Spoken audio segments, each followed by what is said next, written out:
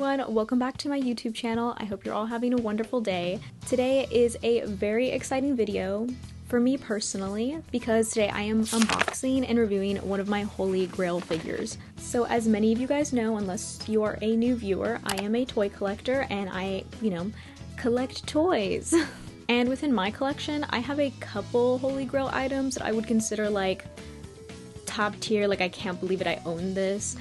Some examples would be my Monster High Cupid and Scara Screams doll, my Nichijou figures, the full set by the way, all of them, and even some of my Remet miniature sets. I have a couple that were incredibly hard to obtain and I've always wanted, so I definitely have a couple figures that I'm like, yes, these are like my Holy Grail toys, this is like what I've always wanted. And in all honesty, just being in any collecting community, it could be really hard to obtain Holy Grail items because these are items that you probably want and can't get because of scarcity, rarity, or upcharging.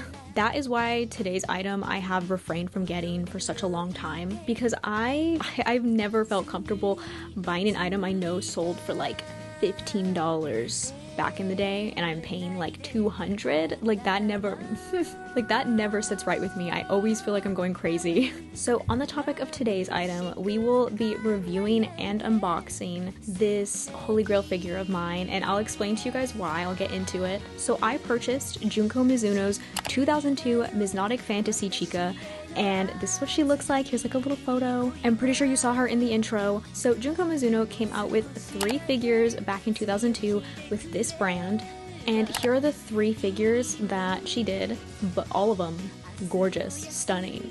And yeah, unfortunately I was 3 years old in 2002, so I kind of missed my shot at getting these.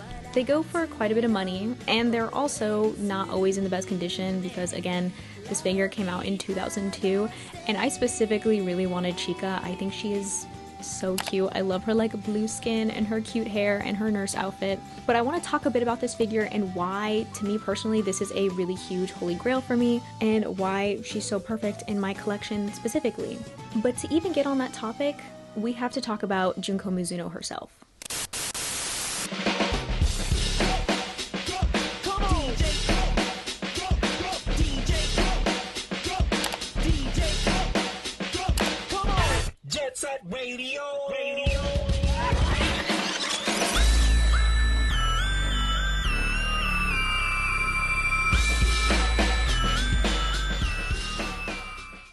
For women so much?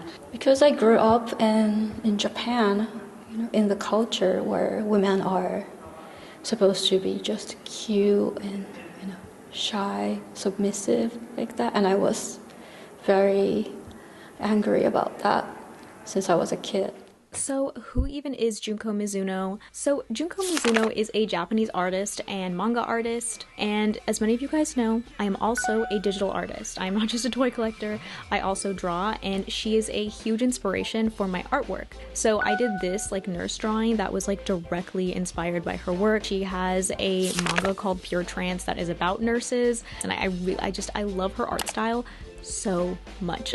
Like guys, when I tell you that she has like my all-time favorite art style ever, I am not kidding. I don't know how to describe it. It's just like I love her artwork. I think it's so like pretty, kind of sexy, kind of cute. Like there's a lot going on and I love it. I think it's wonderful. There's also this really amazing interview with Junko Mizuno. She is also a toy collector. Here is some pictures of her room, and she has publicly talked about how toys are a really big inspiration for her artwork, but she's really big into like play sets, which I think is so cool. Like, of course, this artist with amazing cool art is also a toy collector. Okay, but to top it all off, in this interview, they talk about Remet miniature, which they talk about Remet miniature, and she states that she collects Remet miniature and she was like really big into it, and she still has a bunch at her parents' house. And I don't know what to say other than great minds think alike, because again, I am a Remet miniature collector. It's my favorite thing to collect. I have like a whole section of my room dedicated to my miniatures, specifically my Remet miniatures. So it's like, okay, so we're one of the same. We're kindred souls, we're kindred spirits. Again, I'm joking. I swear I'm not trying to be all parasocial. I just think it's really cool that she also is a toy collector, and she also collected Remit miniature. I just think that is so, like, hearing that your favorite artist collects the same stuff as you is really cool. She's come to check out the progress on a prototype doll. Nice boots. Her first batch is about to go on sale in America and Japan. This shop sells dolls and toys to hardcore collectors.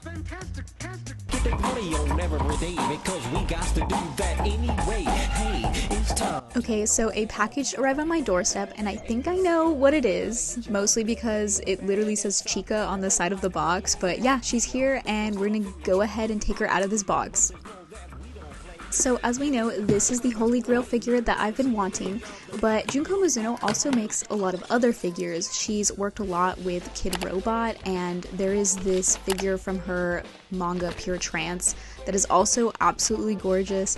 There's a lot of figures that I personally would also love to have from her collection, because I think the toys she makes are so cool. The Kid Robot blind boxes specifically, I would love to have one day.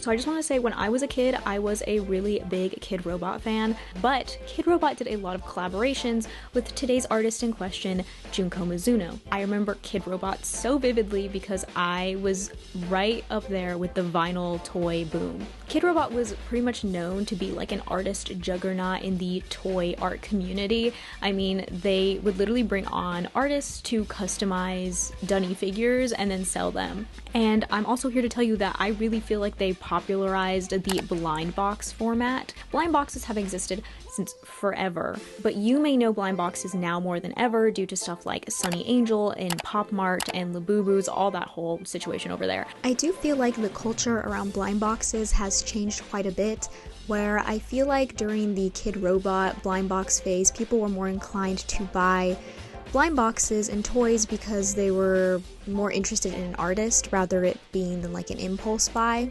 I feel like there just was a very large aspect that was about uplifting and highlighting artists that I feel is really missing in today's blind box culture. Okay, we can now continue unboxing this figure.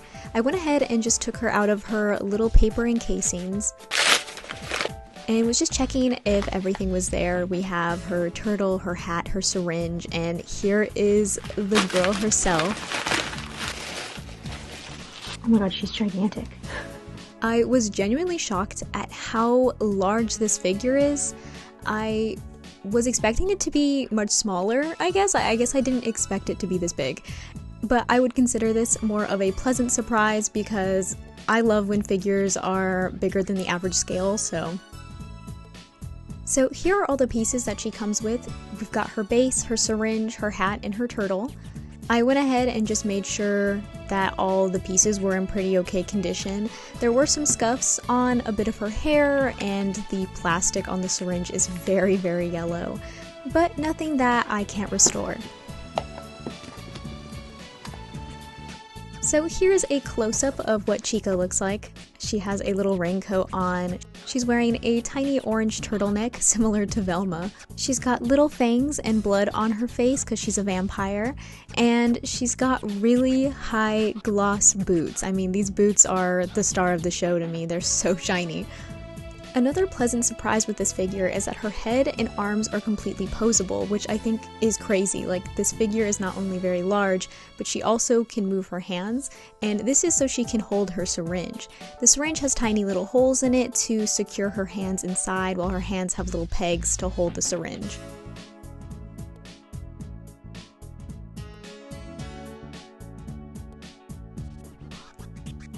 And last, but certainly not least, is her little turtle, which I think is also a very cute add-on to this figure.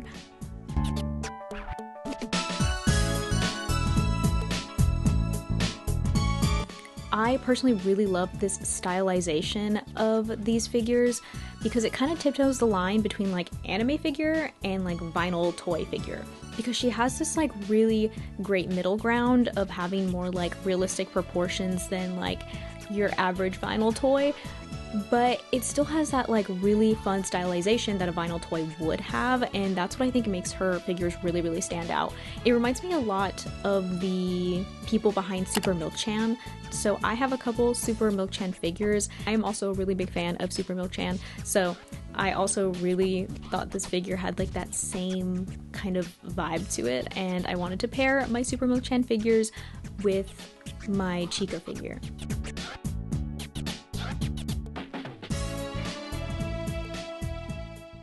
So all that I had left was to attach her to her beautiful base. I really love how this base looks as well. And yeah, once I got to that part, I realized something. What? So I came across a problem. So when I initially found this listing, I found it on eBay, and I got her because I feel like she was a really good price. There's actually 3 other variants of this specific figure. So there is a purple, a teal, and a pink version. I was contemplating on getting one of them, but I really did want the original one because I love the red and pink combo. But what I didn't realize was that in the listing, it showed everything it came with. And because I've never owned this figure before, I thought that was it. I didn't realize she was missing a very vital piece of her base. So yeah, I kind of lied in the intro. It didn't arrive broken. It arrived with a missing piece. So I don't blame the seller. They listed everything. They showed everything that it came with, and I was just dumb and didn't realize that it was missing a piece. So I decided to make like a second base because there's this gap between the actual like stand and the base itself. So I decided to make a connecting piece, and I wanted it to be themed with the figure. Because she's a nurse, I went ahead and decided to make it like a stack of pills. And I did that using just like air dry resin clay, and then I painted it afterwards. The genius came in when I decided to paint her logo onto the tiny pill. Not to gloat, but I actually feel like I'm really good at micro painting. It's like the one thing I feel like I have like a really surprisingly good skill over. So I went ahead and painted her logo very, very tiny onto the pill.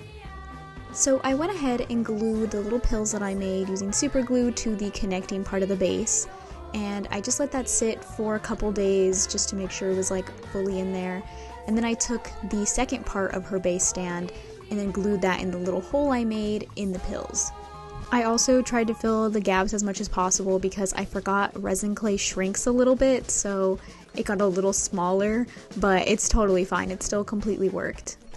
And I didn't just want to fix the base, I wanted to also fix some of the other things that I feel like were kind of not in great condition. One of that was the syringe. The syringe came super yellow, so I used the hydrogen peroxide method where you put volume 40 on top of the clear plastic, put it out in the sun for a couple hours, wipe it off. Unfortunately, that wasn't enough to actually get the yellow out, so I went ahead and also diluted some purple paint, and I just kind of like spread it over the syringe. This was so I could just neutralize the yellow because its complementary color is purple, and it would just neutralize it a little more.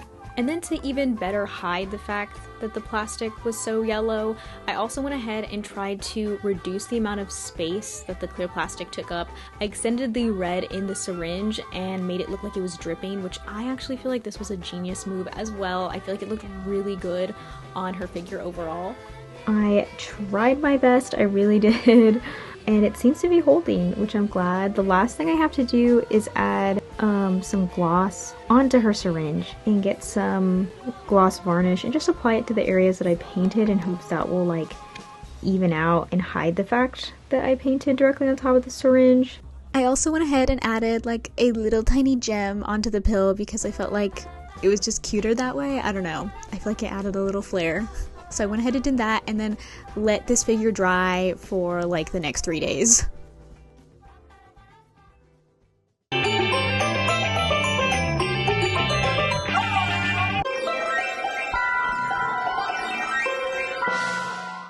Alright, this figure is unboxed and restored, so now we can go ahead and get a closer look, get some glamour shots, and show you up close, in high definition, what she looks like.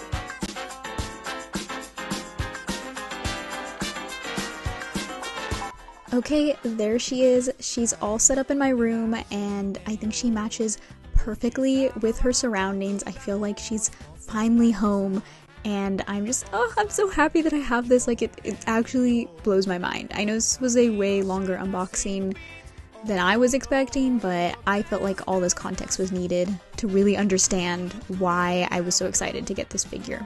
If I had the time, I would make a video like this for every single item in my room, but that would be crazy. That would be crazy, but I would do it. I would do it if I had the time.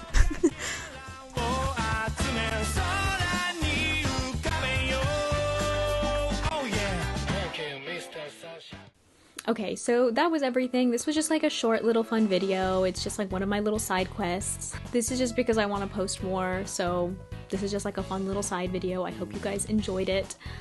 Again, if you're interested in just like more videos where I talk about stuff that I like, or if you're like interested in other videos you want to see from me, just let me know down below. I also am working on some other videos too, so stay tuned for that.